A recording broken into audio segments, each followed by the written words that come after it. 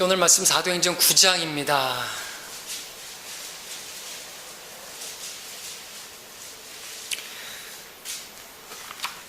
사도행전 9장 짧게 4절부터 6절까지만 본문으로 읽겠습니다.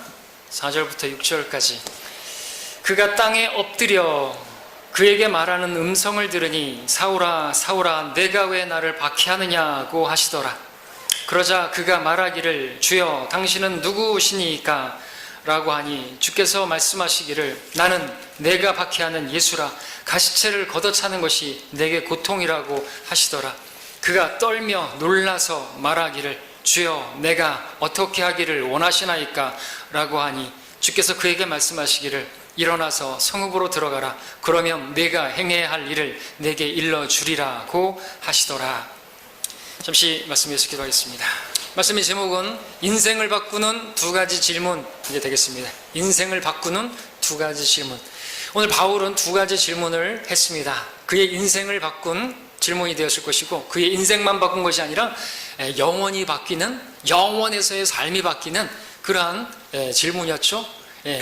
첫 번째 질문은 하지 않았다면 구원받지 못했을 것이고 그래서 영혼을 지옥에서 보냈어야만 했을 것이고, 두 번째 질문 또 보겠지만 그 두 번째 질문으로 인해서 그는 영원에서 영광스러운 또 삶을 누릴 수 있게 된 것이죠. 그래서 제목은 인생을 바꾸는 두 가지 질문이겠지만 사실 영혼을 바꾸는 이라고 말할 수가 있는데, 그렇게 제목을 정하면 또 외부 사람들도, 유튜브에서 보는 사람들이 또 인생을 바꾸는 몇 가지 질문 이런 것들이 많이 있기 때문에 혹하고 들어와서 하나님의 말씀을 듣고 구원받게 되기를 바라고, 또 구원받은 사람들은 또 하나님께서 원하시는 그런 질문을 드림으로써 생이 놀랍게 변화되기를 원하는 것입니다. 사람들은 많은 질문들을 하며 살아가죠. 어린아이들 같은 경우는 질문을 되게 많이 하죠. 그래서 좀 귀찮을 정도로 많은 질문을 하지만 사실 그 질문 자체는 긍정적이죠. 질문하는 것 자체는 좋지 않습니까? 우리 선생님들도 계시는데 어떻게 학생들이 질문 많이 하는 거 좋아합니까? 말씀 안 하세요. 선생님들은 말씀 안. 학생들이 질문하는 거 안 좋아하세요? 좋아하잖아요. 그러니까 어떤 부분에서, 가르친 부분에서 몰라서 다시 물어보고 그러면 좋아할 것 같아요. 그렇죠? 저도 선생님들이 설교 끝나고 나서 또 어떤 부분에서도 물어보고 그러면 좋겠는데 아무도 안 물어봐. 자, 아무튼 질문은 좋은 것입니다. 아주 중요한 질문, 인생에서 정말 중요한 질문이 있는데 그 질문을 하면요 인생이 바뀔 수 있기 때문에 그렇죠. 성경에는 많은 질문들이 나옵니다. 하나님께서 사람에게, 죄인에게 하는 질문도 있고 또 사람이 하나님께 하는 질문도 있습니다. 여러분, 성경에서, 구약 성경에서 제일 처음 나온 질문이 뭔지 아십니까? 그것은 하나님께서 인간을 찾으시는 질문입니다. 아담아, 내가 어디 있느냐? 신약 성경에서 제일 처음 나온 질문이 뭔지 아십니까? 유대인의 왕으로 태어나신 분이 어디 계신가? 바로 인간이 하나님을 찾는 그러한 질문이 첫 번째 질문입니다. 의미 있죠? 자, 오늘 본문에 의하면 바울은 사람이라면 꼭 해야만 하는 두 가지 질문을 하고 있습니다. 바울이 주님께 한 이 두 가지 질문, 세상의 어떤 질문보다도 정말 중요한, 정말 인생에 있어서 꼭 필요한 그러한 질문이라서 반드시 해야만 하는 질문이라고 말씀드릴 수 있습니다.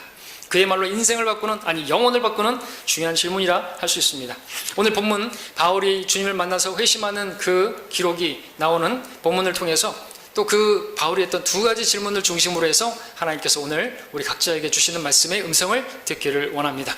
첫 번째 질문 무엇입니까? 주여 당신은 누구시니까? 5절에서 바울이 했던 첫 번째 질문입니다. 자, 주님을 지금 대면했습니다. 이 상황에서 주님이 누구시냐고 물었습니다. 바울은 어떤 사람이었습니까? 그는 주를 위한 열성이 대단했던 사람이었습니다. 근데 그가 지금 주님이 누구시냐고 묻는 것이에요. 오늘날도 많은 사람들이 있습니다. 주를 위해서 한다고 말하고 하나님의 영광을 위해서 산다고 하는 사람들도 많이 있습니다. 그러나 그들은 주를 알지 못하는 사람들이 너무나 많은 것이, 그들은 바울과 같이 주님 누구십니까? 라 먼저 물어야 되는 거죠. 그렇죠? 자, 바울이 이렇게 물은 것은 바울이 주님을 몰랐기 때문에 그렇습니다. 자기 딴에는 주님을 위해서 열심히 내고 있고 주의 일을 한다고 열심히 내고 있었지만 문제는 그 주님이 다름 아닌 예수님이었다는 것이죠. 근데 그 예수님을 박해하고 있었던 것이죠. 물론 직접적으로 예수님을 박해한 건 아닙니다. 교회를 박해하고 있었습니다. 그러나 교회를 박해하는 것은 곧 주님을 박해하는 것입니다. 왜냐하면 교회가 주님의 몸이기 때문에, 그 몸을 박해하는 것이기 때문에 교회를 박해하는 것은 곧 주님을 박해하는 것이 되죠. 오늘날 여러분들을 박해하는 사람들, 그들은 여러분을 박해하는 거라고 생각할지 모르겠지만 그들 주님을 박해하는 것이에요. 주님을 미워하는 것이죠. 마찬가지입니다. 오늘 성경대로 믿는 교회를 이단이라고 말하는 사람들이 있습니다. 그들은 누군지 아십니까? 사도행전에 보니까 예수님을 나사렛 이단이라고 말하고 있습니다. 똑같이 말하는 거죠. 우리를 이단이라고 말하는 것은 예수님을 나사렛 이단이라고 말하는 것과 다르지 않은 것입니다. 사도행전 9장 1절 2절에 보니까 한편 사울은 여전히 주의 제자들에 대하여 위협과 설기를 내뿜으며 대제사장에 가서 다마스커스의 여러 회당에 보낼 서신을 청하니 이는 그가 이 도에 속한 자들을 보면 남자든지 여자든지 잡아서 예루살렘에 데려오려 함이더라 그랬습니다. 열심히 주를 위해서 이렇게, 그것이 그는 열심히 정말 남달랐던 것입니다. 주를 위해서 했던 것이죠. 근데 몰랐던 것뿐입니다. 모르고 했다고 디모데전서 1장 13절에서 말하고 있습니다. 내가 하나님을 모독하는 자여 박해하는 자여 중상하는 자였으나 오히려 자비를 입은 것은 내가 믿지 아니하였을 때 모르고 행하였음이라 그랬습니다. 몰라도 무지도 죄가 되죠. 어쨌든 그래서 자비를 입었습니다. 몰라서 그런 것이니까. 자, 예수님을 바울은 하나님으로 알게 되었습니다. 주님으로 알게 되었습니다. 주님을 보게 되었으니까 주님이시군요. 예수님을 주님이라고 부른 것입니다. 이때 구원받은 것이라고 할 수 있겠죠? 오늘날 예수님을 조롱하고 욕하고 예수를 믿는 사람들을 조롱하고 그렇게 하는 사람들, 예수님이 누구신지를 알게 된다면 바울과 같은 태도로 그렇게 태세를 바꿀 것이죠. 두려워 떨며 놀라서 엎드리고 그럴 것입니다. 그들도 몰라서 그러는 것이죠. 몰라서.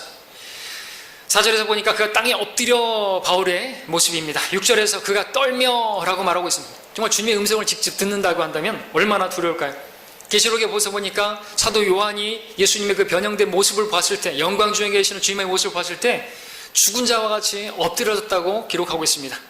그러면서 그때 주의 음성이 마치 많은 물소리와 같은, 나이아가라 폭포 같은, 우리와 같은 그런 목소리였다고 그렇게 증거하고 있습니다.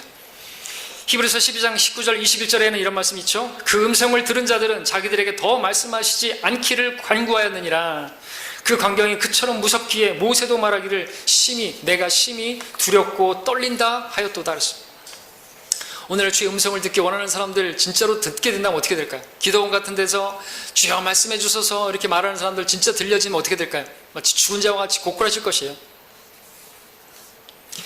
자, 지금 바울이 주님을 만나고 주님의 음성을 듣고 보이었던 이 행동은요, 앞으로 백보자 심판석에서 예수님을 주님이라고 시인하게 될 모든 죄인들의 모습을 보여주는 것이죠. 로마서 14장 11절에서 주가 말하노라 내가 살아있으니 모든 무릎이 내게 꿇을 것이요 라고 말하고 있습니다. 그 모든 무릎이 누구에게 꿇는 것입니까? 주가 말하노라. 주가 누굽니까? 빌립보서 2장에서는 모든 무릎을 예수의 이름에 꿇게 하시고 모든 혀가 예수 그리스도를 주라고 시인하게 할 거라고 말하고 있습니다. 예수 그리스도께서 주이신 것이죠. 그분이 하나님이신 것입니다.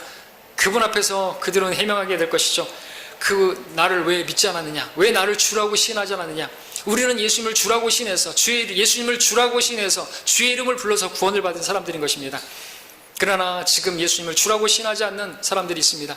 불신자들은 물론이고요, 여호와의 증인들도 마찬가지죠. 여호와의 증인들 그때서야 예수님을 바라보면서 나의 주여 나의 하나님이여 라고 말할지 모르겠지만 그 다음에 이렇게 말할 것입니다. 나의 하나님 어찌하여 나를 버리시나이까? 예수님께서 하셨던 그 말씀, 바로 자신을 위해서 버림당하신 그 주님을 받아들이지 않은 사람들은 백보자 심판석에서 그 말을 할 것이에요.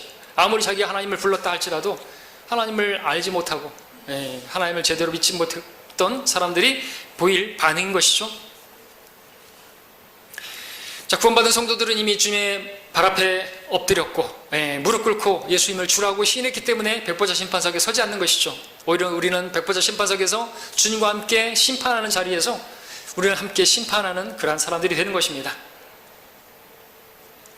자, 바울에게 강렬한 빛이 비치면서 바울은 주님을 만나게 됐습니다. 물론 바울이 이렇게 구원을 받았지만 이런 방식으로 오늘날 구원받을 수 있는 사람은 없습니다.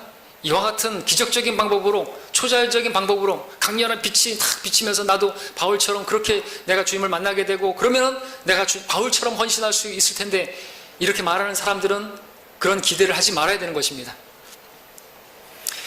우리 주위에 어떤 사람들은 실제로 이런 간증을 하기도 하죠. 내가 어디 가는데 주님께서 어디 기도원에서 강렬한 빛이 비치더니 예수님께서 나에게 말씀하시기를 뭐라고 말씀하셨다고. 다 뻥입니다. 사기예요. 거짓말입니다. 제가 예전에 코미디언이었던 김정식이 목사가 됐는데, 바풀떼기 김정식 목사라고, 그가 하는 간증을 들어봤습니다. 강렬한 빛이 비치면서 자기에게 말씀하시는데 깜짝 놀랐대요. 왜 깜짝 놀라느냐 했더니 예수님이 한국말 하시더라는 거죠. 정식아 그러는데 깜짝 놀랐다고. 나는 원래 코미디언이었으니까 웃기려고 지금 사람들 앞에서 거짓말하는 거죠. 하나님 두려워할 줄 모르는 것이. 웃기는 거예요, 그거는. 거짓말이에요, 그거는. 어떻게 그렇게 말할 수 있습니까? 오늘날 그런 식으로 하나님께서 보여주지도 않으세요. 우리는 체험이나 어떤 기적적인 방법이나 막 빛을 내려고 무슨 그런 거, 막 마음이 뜨겁게 되고 그런 방법 지금은 없어요. 여러분, 사도 베드로가 베드로서 1장에서 뭐라고 말합니까? 우리 주 예수 그리스도의 능력과 오심을 너에게 알게 한 것은 교묘하게 꾸며낸 이야기를 쫓은 것이 아니라 그의 위엄의 목격자들이었기 때문이라. 지극히 큰 영광으로부터 이러한 음성이 그에게 들려오기를 이는 내 사랑하는 아들이요 그 안에서 내가 매우 기뻐하노라 하실 때에 그가 하나님 아버지로부터 존귀와 영광을 받으셨느니라. 이 음성은 우리가 그와 함께 거룩한 산에 있을 때 하늘에서 나온 것을 들은 것이라. 우리에게 더 확실한 예언의 말씀이 있으니 날이 새어 샛별이 너희 마음에 떠오르기까지 너희가 어두운 곳에서 빛나는 빛에 주의하듯이 예언의 말씀을 주의하는 것이 잘하는 것이라. 자기는 그 변형산에서 주의 음성을 듣고 예수님께서 막 빛처럼 그렇게 환하게 변화되는 그런 모습을 관경하고 목격했지만, 그게 중요한 게 아니고, 그게 더 정확한 게 아니고, 그게 더 확실한 게 아니고, 뭐가 더 확실하고 더 중요해요? 하나님 말씀이 더 확실한 예언의 말씀을 주의하는 것이 더 잘하는 것이라 이거죠. 그런 체험한 거, 그거는 오늘날 어떤 사람이 꿈을 꿨네, 하나님께서 꿈에서 말씀하셨네. 그건 확실한 게 아니에요. 확실한 건 예언의 말씀이에요. 말씀은요, 변경되지 않아요. 기록된 말씀은 절대로 변하지 않습니다. 근데 꿈 같은 건 꿈은 오히려 반대로 되는 게 많다며요. 믿지 않는 사람들 말할 때. 개꿈이잖아요. 그게 어떻게 확실해요? 확실하지 않아요. 체험? 그거는 확실한 게 아니에요. 밥을 많이 굶어봐요. 그럼 헛것이 보여요. 기도원에서 밥 굶고 그러니까 이상한 거 보죠. 속이 허하고 그러면 이상한 거 본다니까요. 그래놓고 예수님 봤네 계속 보여달라 그러면 마귀가 말할 수 있어요. 자, 어쨌든 지금 바울에게 큰 빛이 비쳤죠. 환하게 비쳤죠. 바울이 구원받는 방법하고 우리가 구원받은 방법, 우리는 말씀을 통해서 구원받았습니다. 말씀이 우리에게 딱 비춰졌잖아요. 그렇죠? 근데 구원받는 방법이 이렇게 다르긴 했지만, 그런 기적적인 방법으로 구원받았고 우리는 말씀을 믿음으로 구원받았고, 다르지만 그럼에도 공통점이 하나 있다고 한다면 무엇인가? 우리는 그 빛을 받아들인 거예요. 여러분, 우리가 하나님을 알지 못했을 때 그래도 하나님께서 비춰주신 빛이 있었기 때문에, 그리고 그 빛을 받아들였기 때문에 참 빛이신 예수 그리스도를 받아들인 거죠. 우리 요한복음 1장에서 우리 강해 보고 있었지만 배웠지 않습니까? 요한복음 1장에서 하나님께서 비치는 빛이 있어요. 모든 사람들, 해 아래 있는 사람들은 하나님의 비치는 빛을 벗고 있어요. 그래서 다 알 수 있어요. 그리고 자연계시, 하나님께서 창조하신 창조물을 통해서 하나님의 신격까지도, 말하자면 삼위일체까지도 다 믿지 못할 게 아니고 다 알 수 있어요. 믿을 수 있단 말이죠. 그래서 다 계시해놨어요. 그런 빛을 받아들여요. 권선징악, 죄를 지으면 벌 받는다, 다 안단 말이죠. 우주를 보면서, 별을 보면서 이것은 인간이 만든 게 아니고 인간보다 큰 어떤 존재가 만들었을 것이다. 그러니까 어떤 절대자가 있다. 그분은 위대하신 분이다. 인간보다 크신 분이다. 인간을 초월하신 분이다. 이 정도로 알 수 있고 믿을 수 있는 게 기본적인 상식이잖아요. 그죠? 이건 인간이 만든 게 아니죠. 모든 만든 것들은 다 만든 자가 있는데, 이 우주, 이것도 누가 만들었다. 그런 걸 알겠다. 하나님 비춰주신 빛이 있단 말이죠. 그렇게 빛을 받아서 하나님을 믿으면요, 하나님의 아들이신 예수 그리스도도 믿을 수가 있는 거죠. 하나님을 믿지 않는데 어떻게 하나님의 아들을 믿을 수 있습니까? 예수님께서 말씀하신 것처럼 너희가 모세의 글들도 믿지 않는데 어찌 나를 믿을 수 있겠느냐 그랬죠. 모세의 글들, 창세기 그런 하나님께서 하늘과 땅을 만드시고, 이걸 믿지 않으면 예수님도 안 믿는 것이에요. 단순하게 말하면 하나님을 믿지 않는데 어떻게 하나님의 아들을 믿을 수 있어요? 자, 바울은 하나님을 믿은 사람이죠. 바울은 하나님께서 비춰주신 빛을 받은 사람이에요. 율법에 있어서 정말 철저하게 지켰던 사람이에요. 하나님께서 비춰주신 모든 빛을 받아들였고, 근데 예수 그리스도에 관한 그 부분에서는 잘 몰랐지만, 자, 그렇게 하나님을 받아들였으니까 하나님께서 그에게 찾아오셔서 참 빛을 비춰주신 것이죠. 예수 그리스도를 비춰주신 것이죠. 그가 하나님의 빛을 안 받아들였다면 예수님께서 그를 만나주시지도 않았을 것이고, 그를 이방인의 그릇으로 사용하지도 않았을 것이에요. 받아들였으니까 참 빛이 비친 것이죠. 여러분들도 마찬가지입니다. 우리도 마찬가지입니다. 구원받은 방법은 달랐지만 이 부분에 있어서는 공통점이 있는 것이죠. 저와 여러분들도 하나님의 빛을 받아들였기 때문에, 여러분이 하나님 찾았잖아요. 하나님 알고 싶습니다. 하나님 과연 이게 그냥 있는 건 아닌데, 진화된 게 아닌데, 누군가 만들었을 때, 누가 있을 건데, 하나님이 계실 때, 하나님 계십니까? 저도 그렇게 외쳤어요. 하나님 계시면 나와보시라고. 막 그렇게, 겁없이 막 그렇게 말을 했었어요. 일하다가, 장비 일하다가, 맨날 똑같은 일을 했으니까, 맨날 땅이나 파고 그러다가, 너무 무료한 인생이었어요. 땅만 파다가 땅 속에 묻힐 인생. 야, 이거 너무 인생이 뭐 이러냐? 그러면서, 아무도 없으니까 큰 소리 쳤죠. 하나님 계시면, 하나님 있다는데 한번 나타나 보십시오. 그리고 그 다음에 제가 철원에 가서 작은 어머니 만나가지고 구원받은 거예요. 만나 주시더라니까요. 찾으면 만나는 거예요. 안 찾으니까 문제죠. 자, 어쨌든 바울에게 강렬한 빛이 비치면서 주의 말씀이 들려왔습니다. 사울아, 사울아, 내가 왜 나를 박해하느냐? 이 질문은 오늘날 지금도 주위에서 우리를 박해하는 사람들에게 동일하게 하시는 질문이죠. 어떤 사람들은 나는 하나님 주님을 박해한 적 없습니다. 난 예수님 욕한 적도 없습니다. 예수님 4대 성인이고 난 존경합니다. 이렇게 말할지 모르겠습니다. 그런다고 해서 그들이 하나님의 심판을 받지 않는 것인가? 아닌 것이에요. 주께서 말씀하셨죠? 나와 함께하지 않는 자는 나를 반대하는 자라. 그러면 함께 해야죠. 함께 하지 않으면 반대하는 거예요. 곧 반대하는 것은 대적하는 거예요. 그렇죠? 그렇다면 그들도 심판석에서 동일한 질문을 듣게 될 것이에요. 왜 나를 박해했느냐? 왜 나를 반대했느냐?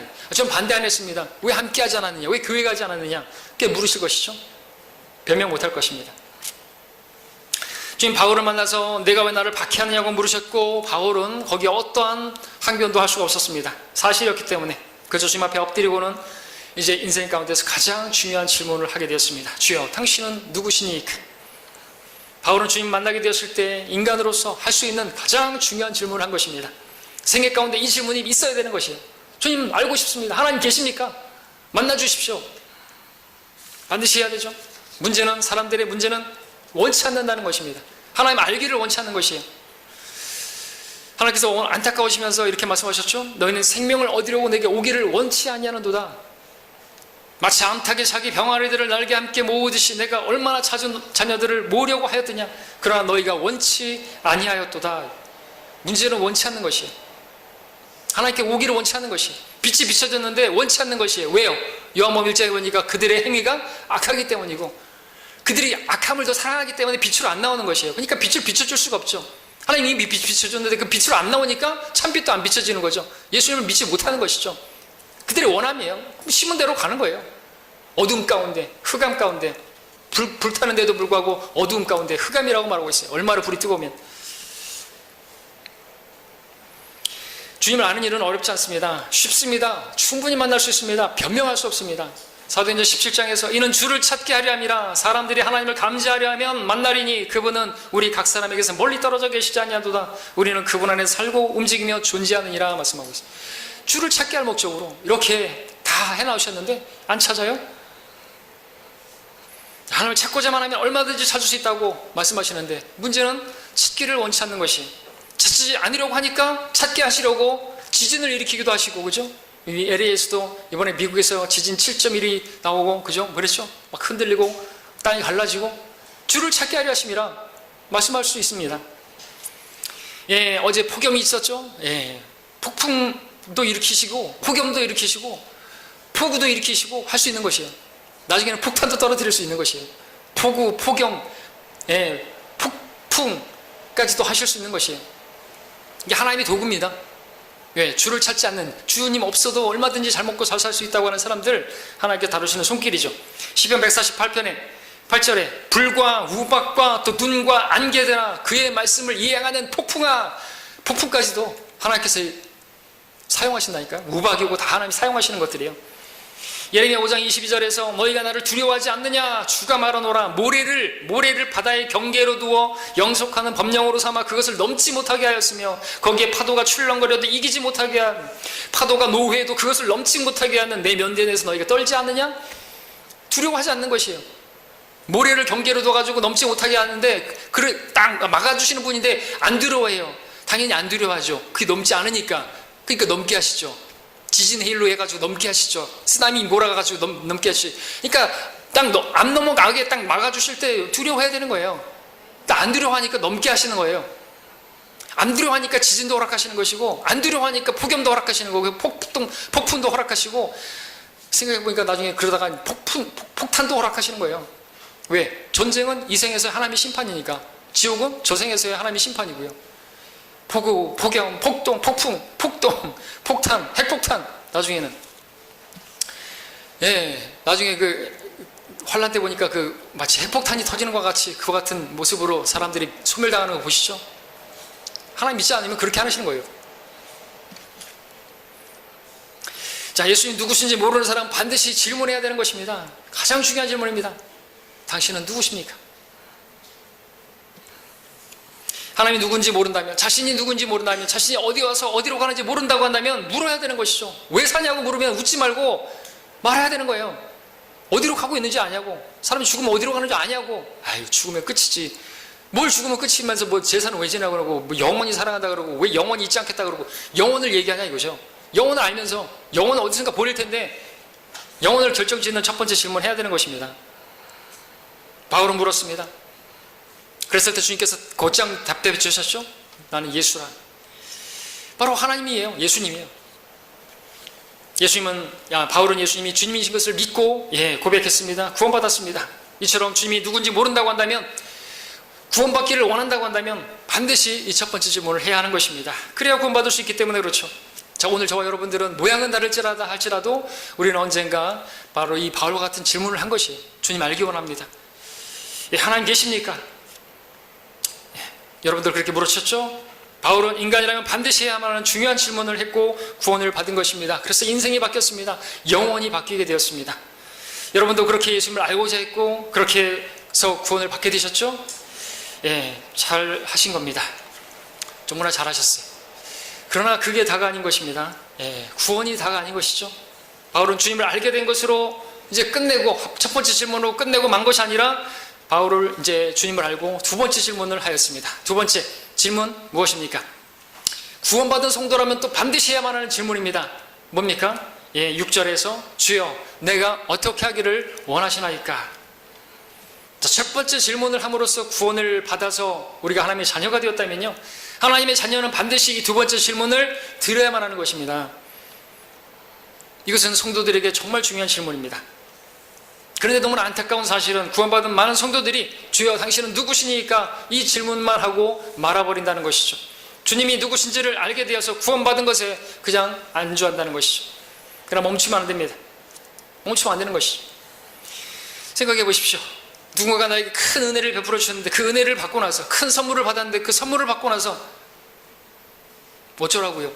이러고 마는 건 아니잖아요. 아무 말도 안 하면 안 되겠잖아요. 감사합니다라고 말을 하든지 경배를 드리는 거잖아요. 정말 감사합니다. 이 받을 만한 자격 없는 저에게 주시다니 정말 큰 선물입니다. 정말 감사합니다. 근데 나에게 이걸 왜 주셨어요? 또는 내가 이제 어떻게 하기를 원하세요? 아니, 이렇게 큰 구원을 받고 나서 아무 말도 안 한다는 게 말이 안 되지 않습니까?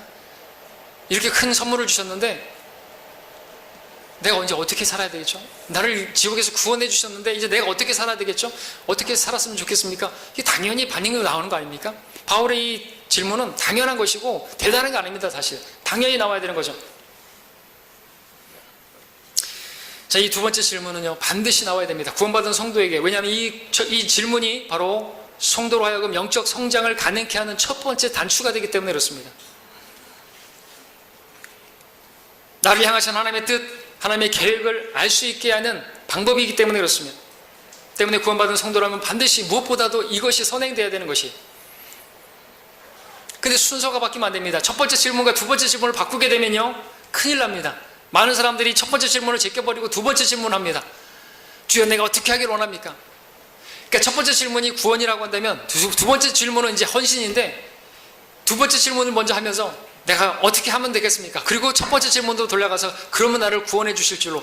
여러분들 두 번째 질문을 제거하고, 첫 번째 질문을 제거하고 두 번째 질문으로 가면요 행위구원이 되는 거 아시죠? 내가 어떻게 하기를 원하시나이까? 그렇게 해서 자기가 행함으로써 자기가 구원을 받으려고 하면은 안 되는 것입니다. 그 사람들은 주를 알지 못하는 자들이고 그들은 첫 번째로 와야 되는 거예요. 그래서 주님을 알아야 되는 것이죠. 그래서 예수님을 주라고 부름으로써 구원을 받고, 구원을 받았다면 이제 내가 어떻게 하기를 원합니까? 라고 해야 된다는 것이죠. 그 질문을 해야 주님께서 알려주시죠. 여러분, 바울이 어떻게 그처럼 놀라운 사도가 될 수 있었던가, 주님의 일꾼이 될 수가 있었던 것인가? 어떻게 여기십니까? 어떻게 그것이 가능했다고 여기십니까? 바울이 이 두 번째 질문을 했기 때문이라고 그렇게 생각하지 않으십니까? 이 두 번째 질문이 없었다고 한다면 주님께서 그 바울 자신을 향한 하나님의 뜻을 보여주시지 않았을 것입니다. 그가 어디를 가야 하는지, 어떻게 살아야 하는지 알려주시지 않았을 것입니다. 그는 몰랐을 것입니다. 바울은 그런 무가치한 삶을 살고 싶지 않아서 물었던 것이죠. 내가 어떻게 하기를 원하시나니까. 그리고 물었기 때문에 주님께서 알려주셨던 것이죠. 물었으니까 알려주셨던 것이죠. 여기서 질문 하나 드리겠습니다. 답해 보십시오. 만일 바울이 주님께 이 두 번째 질문을 하지 않았다면 주님께서 그에게 어떻게 해야 할 것을 말씀해 주셨을까요? 어떻게 생각하십니까? 묻지도 않았는데 어떻게 하길 원하십니까? 묻지도 않았는데 주님께서 너는 어떻게 하라고, 이렇게 하라고, 가라고, 저리로 가라고 그렇게 말씀하셨겠냐는 것이죠. 어렵습니까? 예를 들어서 여러분들이 주님, 제가 어떻게 하기를 원하십니까? 라고 묻지도 않았는데 주님께서 여러분들에게 강제적으로 이끄셔서 어디로 가라고, 선교사로 가라고 막 그렇게 하시겠냐고요? 안 하죠? 답은 아닌 거예요? 맞습니다. 아닌 것이죠. 그런데 개역성경은 그렇다라고 말하는 것이에요. 개역성경에는요, 바울의 두 번째 질문이 없기 때문에 그렇습니다. 없는데도, 바울이 두 번째 질문을 하지 않았는데도 갑자기 나는 네가 박해하는 예수다, 너 일어나서 빨리 성읍으로 가라, 이렇게 돼버려요. 개역성경은요, 5절 뒷부분에 나오는 가시체를 걷어차는 것이 내게 고통이라고 하시더라 부터 시작해서 6절 상반절인 그가 떨며 놀라서 말하기를 주여 내가 어떻게 하기를 원하시나이까 라고 하니 주께서 그에게 말씀하시기를, 여기까지 싹 다 없어버렸어요. 없어요. 자, 이 말씀이 없으면요, 문제가 됩니다. 어떤 문제가 됩니까? 바울이 주님께 묻지도 않았는데 그냥 막 시켜버리는 거예요. 강제적으로 성읍에 가게 하게 하신 분이라는 거죠. 개역성경 제가 읽으면 대답하여되 주여 뉘시오니까 가라사대 나는 내가 박해하는 핍박하는 예수라, 내가 일어나 성으로 들어가라, 행할 것을 내게 이를 것이라, 이렇게 나와 있어요. 이렇게 되면 개역성경의 주님은요, 칼빈주의의 주님이 되는 거예요. 강제적으로 막 그냥 이끌어가지고 그냥 너 가, 그렇게 돼버린 거죠. 묻지도 않았는데. 우리 하나님은 그렇게 불의하신 분이 아닙니다. 여러분들 그 목덜미를 끌어다가 강제적으로 뭘 어떻게 하는 거 아니에요. 오늘 예배 드릴 때도 여러분들 오늘 자원해서 오셨죠? 여러분들이 섬기는 거 자원해서 섬기는 것이죠? 예, 주님 내가 이 일을 하길 원합니다, 그렇게 말씀드리고 하는 거 아닙니까? 누가 시켜서 합니까? 제가 여러분들 시켜서 여러분들에게 막 강권해가지고 여러분들 오늘 온 거 아니잖아요. 그죠? 복음 전하는 것도 마찬가지고 여러분들이 자원해서 하는 거잖아요. 그리고 여러분들이 주님께 말씀드렸고, 자, 하나님께서 인간에게 자유의지를 주신 분이에요. 그 의지로 주님을 믿기 원하시고 또 주님의 명령에도 순종하기를 바라시는 분이십니다. 그래서 주님께서는요, 구원받은 성도들에게 가지는 지대한 관심은 그들의 마음이 변화를 받는 것에 있습니다. 그들의 마음이 변화를 받는 것이에요. 구원받은 성도들이 이 세상과 일치하지 아니하고 마음을 새롭게 함으로써 변화를 받아가지고 하나님이 기뻐하시고 선하시고 기뻐하시고 온전하신 뜻이 무엇인지를 발견하고 그걸 입증하는 삶을 살기를 원하시는 것이에요. 그러기 위해서 첫 번째로 나오는 게 뭐냐면 바로 좀 내가 어떻게 하길 원하십니까? 자원해서 그 말이 나오기를 바라는 것이죠. 시키는 것만 하지 말고 꼭 시켜야만 하는 것, 그거는 하나님 사랑하는 것도 아니고 여전히 어린아이잖아요. 어린아이들은 시켜야 하잖아요. 시키기 전에, 주께서 물으시기 전에 난 네가 어디 가길 원한다, 이번에 네가 어떻게 하길 원한다 알잖아요. 그죠? 근데 주님께서는 그렇게 말씀을 이미 다 말씀하셨지만 여러분들의 입으로 주님 제가 그렇게 하기를 원하십니까? 주님 그렇게 하는 걸 원하십니까? 근데 혹시 이게 제 뜻이 아닙니까? 그러나 주님의 뜻이라면 보여주십시오, 이렇게 말을 하고 하기를 원하신다니까요. 그렇게 말을 하면, 질문을 하면 하나님께서 말씀해 주실 것이고, 그럼 그렇게 하면 되는 것이잖아요. 그렇죠? 자, 근데 마귀는 두 번째 고백을 하지 못하도록 하지 않기를 바라는 것이죠. 그러니까 삭제한 것이겠죠. 자, 그렇다면 여기서 이 삭제한 이 부분을 통해서 우리는 마귀가 원하는 신앙이 무엇인지를 발견할 수 있습니다. 분별력을 가지고 보십시오. 마귀는 성도로 하여금 주체할 수 없는 주님의 이끄심이 있을 때까지 기다리도록 만듭니다. 개역 성경의 바울과 같은 주체할 수 없는 이끄심이 있을 때까지, 하나님께서 어떤 강렬한 역사하심이 있을 때까지 그냥 가만히 있으라고, 네가 나서면 안 된다고. 개역 성경의 마귀는 이렇게 속삭이는 것이죠. 바울을 봐라. 주님께서 초자연적으로 나타나셔서 강제적으로 이끄시지 않았냐. 네가 나선다고 해서 하나님 기뻐하는 게 아니야. 주님이 강권하시면, 그렇게 이끄심이 있으면 네가 그렇게 하지 않아도 다 하게 돼 있어. 그러니까 기다리고 가만히 있어. 하나님의 주권에 맡겨. 이런 식으로 속이는 것이죠. 또는 이런 말로 속일 수도 있습니다. 바울을 봐라. 주님께 묻지 않았지? 그러니까 너도 시시콜콜 주님의 뜻인지 아닌지 물어보지 말고 이거다 싶으면 밀어붙여. 주님 기뻐하실 거야. 목적을 위해 살아간다면 방법은 좀 어겨도 상관없어. 이런 식으로 속이겠죠? 실제로 많은 교회들이 하나님의 일, 하나님의 사업, 하나님의 사역이라고 하는 미명하에 이렇게 하고 있는 것이, 하나님 묻지도 않고 하나님께 말씀드리지도 않고, 자기들 멋대로 하나님의 영광을 위하여, 그러면서 교회 시작 기간에 로마 카톨릭은요 온갖 악하고 가증한 짓들을 행한 것이 하나님의 영광을 위해서라고 하면서, 하나님의 뜻이 아닌데 그 사람들 죽으면 지옥 가는데, 물론 순교자들은 하늘나라 갔지만 뭐 이슬람은 지들이 하나님의 신의 뜻대로 그러면서 막 죽이는데, 우리 구원받은 사람들은 사람을 죽이지 않죠? 죽으면 어디 가는지 아는데 왜 죽여요? 그들은 그렇게 하고 자기도 죽고 자기가 천국 가가지고 뭐 70명의 아내를 둔다고 그러는데 아주 그냥 무슨 변태 성욕자들이에요?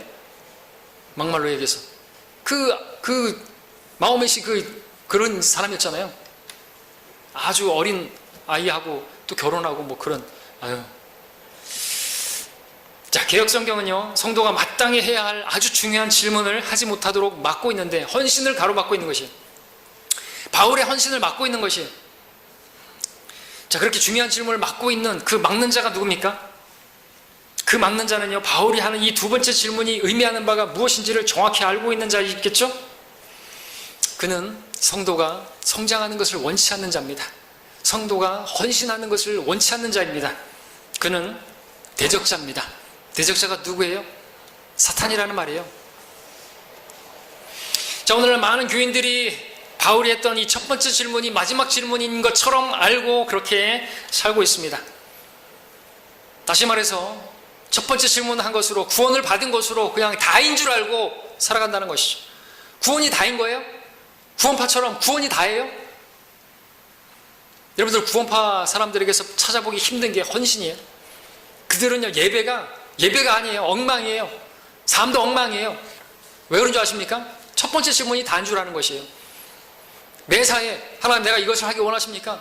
주님 뜻이 무엇입니까? 묻지 않는 것이, 헌신하지 않는 것이에요. 그러니까 삶이 엉망이죠. 예배가 아니에요. 드림에 있어서 너무나도 문제가 많아요. 우리 구원파에 오신 분들 아시잖아요, 그죠? 특별히 박옥순 목사 쪽에서는 기도도 안 해요. 뭐 구원받은 마카파라고 불릴 정도로 하니까 엉망이죠, 엉망. 예배도 안 드려요. 예배도 안 드려요. 자기가 드리고 싶을 때 예배 드리고 그런단 말이죠.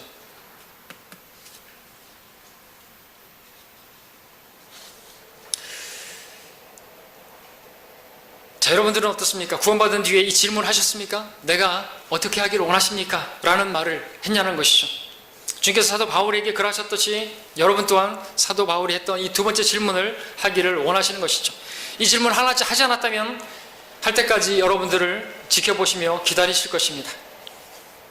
분명한 사실은 이 두 번째 질문을 여러분이 하기 전까지는 주님께서 여러분들의 삶에 구체적으로 개입하지 않으실 거라는 것이죠. 자, 여러분들은 여러분을 향한 하나님의 계획을 알고 계십니까? 지금 여러분들이 하나님을 섬기는 섬김은 하나님께서 원하시는 온전한 섬김이라고 여러분들 말할 수 있겠습니까? 혹시 여러분 가운데 구원받은 것에 만족하고 있는 분은 없습니까? 현재 하나님을 섬기고 있는 그것이 여러분들이 하나님께 드릴 수 있는 최선이라고 말하는 분이 계십니까?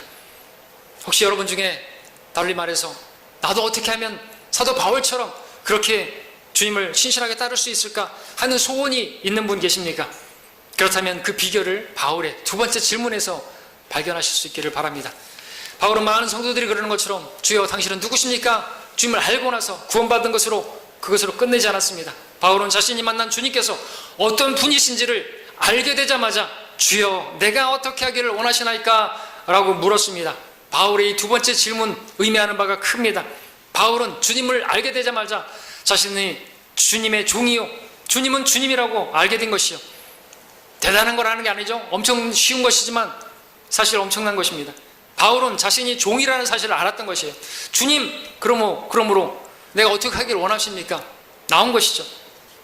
바울은 종이 어떤 사람인지, 주님이 누구이신지를 알았던 것입니다. 종은요, 주인이 원하면 이것이나 저것이나 행하는 사람이 종인 것이에요. 가라 하면 가고 오라 하면 오는 사람이 종이라는 사실을 바울은 알았습니다. 그래서 주님께 물었던 거죠. 주여 내가 어떻게 하기를 원하시나이까? 주님은 주님이시고 나는 종인데 주님께서 나에게 원하시는 것이 있을 텐데 내가 그것을 행하겠나이다.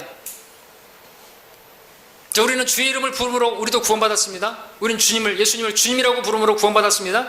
구원받은 이후에도 우리는 주님을 불러야 됩니다. 주의 이름을 불러야 됩니다. 근데 많은 성도들이 대개 주의 이름을 언제 부르냐 하니까 자신의 모든 필요들을 다 하려고 자신의 어떤 것들을 채워주기를만을 바라면서 그리고 마지막에 주 예수님의 이름으로 기도합니다. 이럴 때만 주의 이름을 부른다는 것이죠. 응답될 리 없습니다. 왜 종이 주인에게서 얻으려고만 하고 받으려고만 하는 것입니까? 왜 주인이신 주님은 종에게 주기만 하고 퍼주기만 해야 됩니까? 하나님의 경영 방식은 기브 앤 테이크입니다. 드려야 합니다. 드리지 않으면 받을 것도 없어요. 주는 자가 받는 자보다 복이 있다 그랬죠. 여러분들 기도 응답이 없으신 분들은 돌아오시기 바랍니다. 여러분들이 여러분 자신을 드리지 않는 이상 하나님께서 여러분들에게 주실 수 없어요. 드리십시오. 무엇보다 질문을 드리십시오. 두 번째 질문을 드리십시오. 주여 내가 어떻게 하기를 원하십니까? 여러분들 우리는 주님의 종들이에요. 이 시간 예배를 드리지만 하나님의 말씀을 받고 나의 어떤 지적인 만족을 얻거나 또는 내 가려운 귀를 즐겁게 해주거나 아니면 나의 마음의 평안을 얻기 위한 그런 것들을 여러분들 기대하시면 안 되는 거예요. 주님 말씀하십시오. 주의 종이 듣나이다.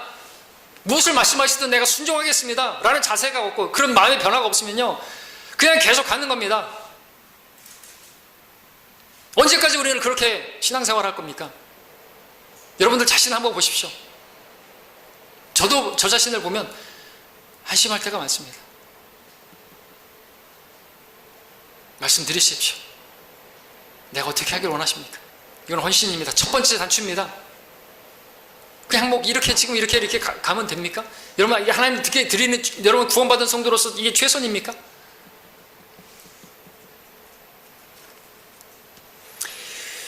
때론 성도가 이 두 번째 질문을 하지 않을 때 주님께서는 기다리 못해 질문을 던지실 것입니다. 마치 이사야에게 질문하셨던 것처럼 내가 누구를 보내며 누가 우리를 위하여 가랴? 주님께서 질문하시죠. 이사야 버티다가 말했습니다. 주여 내가 여기 있나이다. 나를 보내소서. 그러나 우리가 주님의 종이라면요 주인께서 먼저 질문하시기 전에 종이 먼저 질문하는 게 맞다고 봅니다. 주여 제가 여기 있습니다. 주님 제가 그 일을 하기 원합니다. 제가 그 일을 해도 될까요? 먼저 묻는 것이 도리일 것입니다. 주여 제가 어떻게 하기를 원하시나이까? 이 질문을 드렸을 때 주님께서는 얼마나 기뻐하셨겠습니까? 즉시 대답해 주셨습니다. 일어나 성읍으로 들어가라. 그러면 내가 행해야 할 일을 알려줄 것이다. 여러분 이 두 번째 질문을 하심으로써 주님의 말씀을 들으셨습니까? 여러분을 향한 주님의 뜻을 발견하셨습니까? 들으셨다면 이제 순종해야 되겠죠? 그냥 질문만 하고 말아버리면 안 되겠죠? 잊지 않으셨습니까? 여러분들은 주님께서 핏값을 주고 산 바된 여러분들 하나님의 소유입니다. 자, 결과적으로 바울은 주님의 말씀에 순종함으로써 이 두 번째 질문을 함으로 인해서 그의 삶은 정말 영광스러웠고 하나님께 영광 돌려드리는 영혼을 바꾸는 그런 삶을 살게 되었습니다. 말씀을 맺겠습니다. 여러분 첫 번째 질문하셨습니까? 그래서 주님 만나셨고 구원받으셨습니까? 그랬다면 다시 말씀드리지만 정말 잘하신 겁니다. 그보다 더 소중한 일은 없기 때문에 그렇죠. 그렇다면 구원받은 이후에 두 번째 질문을 하셨습니까? 이 또한 구원받은 성도가 반드시 해야만 하는 영혼을 결정짓는 풍성한 영광을 누리는 그 위해서 빨리 해야 되는 것입니다. 이 질문이 없고서는 다른 일이 이루어지지 않기 때문에 그렇습니다. 자, 우리는 그리스도인이 되고 나서도 내가 원하고 싶은 대로, 내가 하고 싶은 대로 하려는, 그렇게 살려고 하는 경향이 있습니다. 때문에 우리는 주님께 물어야 되는 것이죠. 주님, 제가 어떻게 하기 원하십니까? 오늘 제가 어떻게, 지금 이 일을 하기 원하십니까? 그렇게 물으면서 그렇게 주님을 섬겨야 하는 것입니다. 그럴 때 주님께서는 여러분들에게도 바울과 같이 영광스러운 삶을 살게 하실 것이고, 정말 신실한 그리스도인으로서 또 승리하는 삶을 살게 하실 줄로 믿습니다. 기도하겠습니다.